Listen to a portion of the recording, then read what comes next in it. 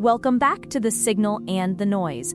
I'm back with my co-host for episode 2. Hey everyone, and wow, the response to episode 1 was incredible. Thank you for all the messages and feedback. It really was. People loved the articulation frameworks.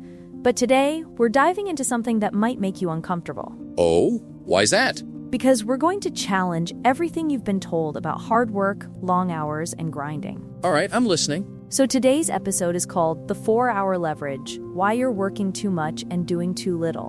And it's based on Dan Koe's philosophy of mental minimalism and his approach to productivity. Dan Koe again. We talked about him last week, the guy with over 500,000 followers who built multiple businesses. Exactly. But here's the thing that blows people's minds. Dan claims he only works 2 to 4 hours a day. Wait, what?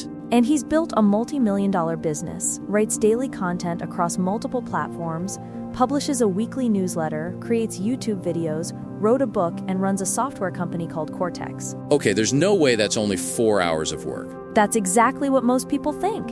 And that's why we need to cut through the noise and find the signal. Because Dan isn't lying. He's just working completely differently than most people. All right, I need to understand this. Let's get into it. Okay, so let's start with a question. What did you learn about work growing up? Oh man, work hard, put in your hours, climb the ladder. The more hours you work, the more successful you'll be. Right, and that's what Dan calls the biggest lie in productivity. He says most people confuse tasks with levers. Tasks versus levers? Break that down. So here's a perfect example Dan gives. Person A works 12 hours a day and makes $50,000 a year. Person B works 1 hour a day and makes $5 million. Okay, but person B probably has money, resources, a team. That's what everyone thinks. But Dan's point is the difference isn't how hard, how long, or how organized you work. It's about skill, leverage, and understanding. So what's the difference between a task and a lever? A task is one-to-one. You do something, you get a result. You respond to an email, that email gets answered. You attend a meeting, that meeting happens. It's linear. Okay. A lever is one-to-many. You write one piece of content, it reaches thousands or millions of people. You build one product, it sells while you sleep. You systemize one process, it runs automatically. Oh, so it's about multiplier effects. Exactly. And here's the harsh truth. Most people spend 12 hours a day on tasks, low-leverage work that doesn't move the needle, while someone else spends 1 to 4 hours on levers and completely transforms their life. So we're all busy, but not actually productive. Precisely. And Dan says when he first started building his business, he literally had 1 hour a day, not 12, not 8, 1 hour.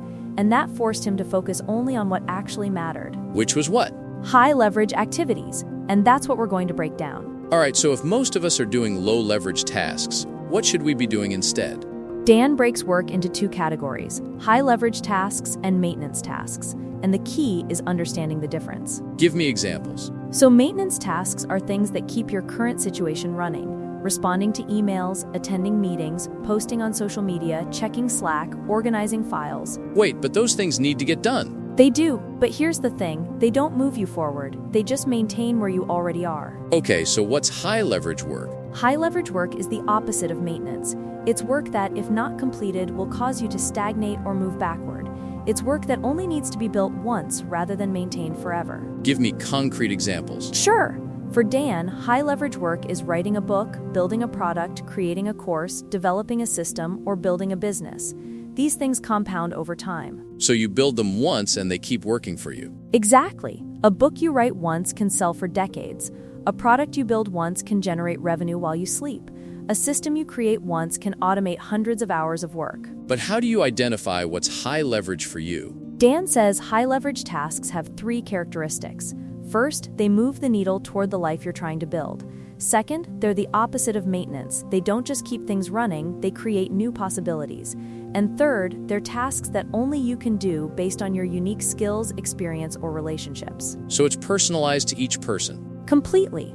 What's high leverage for a writer might be creating content. What's high leverage for a business owner might be building relationships with strategic partners.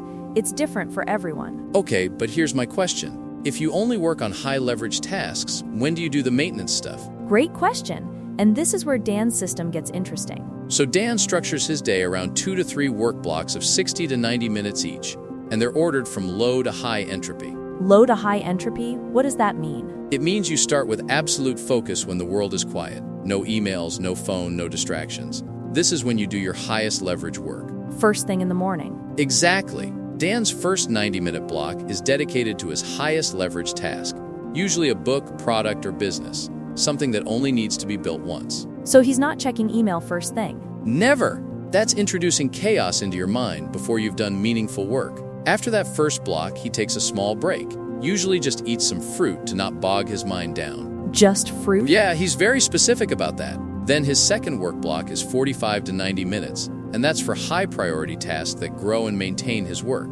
For him, that's writing a newsletter section, creating content ideas, and cross-posting to platforms. So that's where the maintenance happens, but it's time-boxed. Exactly, and this is key. He doesn't do maintenance until the high-leverage work is done. After these 2 blocks, his deep work is complete. Wait, that's it? That's like 3 hours max. Right, and then the rest of his day is for shallow work, emails, messages, admin tasks, meetings.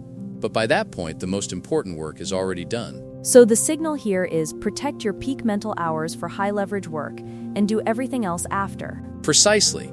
And Dan adds something important. If you're working more than 4 to 6 hours on focused work, your quality starts to suffer. Most people working 12-hour days are not doing 12 hours of quality work. They're doing 2 hours of quality work scattered across 12 distracted hours. That's actually a painful truth. It is. And Dan says when he realized this, it changed everything. He'd rather do 4 hours of potent, focused work than 12 hours of fatigued, unfocused work. But how do you stay focused for those 4 hours? I feel like my mind wanders constantly. And that brings us to the core philosophy behind all of this: mental minimalism. Okay, explain this concept. So Dan noticed something about himself. When he's truly aligned with his work, he can work 3, 4, sometimes even 12 hours and it feels like play. Time disappears. There's no resistance. He can't be pulled away from it. Flow state. Exactly. But here's what he realized. That only happens when there's clarity, when your mind isn't cluttered with 1,000 different things. So how do you create that clarity? Dan says in the optimal situation, we would barely think at all. The problem is society has structured everything to require constant thought, and the internet has made it worse. We're drowning in information, decisions, and distractions. So mental minimalism is about reducing mental clutter. Yes, but it's more specific than that. Dan talks about something he calls the creation hierarchy. It's basically a framework where you write out your vision, goals, values, and priorities. When you have that clarity, your subconscious follows suit. So you're not making decisions in the moment, you've already made them. Exactly.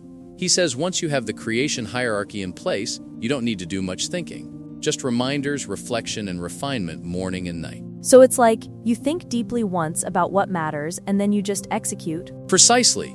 Dan says when you frame your focus properly, you naturally move in a positive direction when engaged with the present moment. You're not overthinking, you're not second-guessing, you're just doing. That's interesting because it's the opposite of what most productivity advice says. Most advice is like, plan your day, track every hour, optimize everything. Right, but Dan says that's adding more mental overhead. Mental minimalism is about doing less thinking and more creating. So the signal is, think deeply about the big picture once, then simplify your daily execution. Exactly. He even says thinking often takes away from the quality of experiences. Like, are you truly present when speaking with someone, or are you creating problems in your head? Ouch, that's a call out. It is, but it's true. Most of us are trapped in psychological time, worrying about the past or future, instead of being present and doing the work. All right, so let's say someone's listening right now and they're like, okay, I get it. I need to focus on high leverage work. But how do I actually find that work? How do I know what to focus on? Dan describes this beautiful cycle he calls curiosity, intensity, consistency. Break it down. So first, you're lost. You don't know what to do. That's normal. Then curiosity strikes. Something catches your attention, raises your dopamine levels, signals that you should pursue it. So you follow your curiosity. Exactly.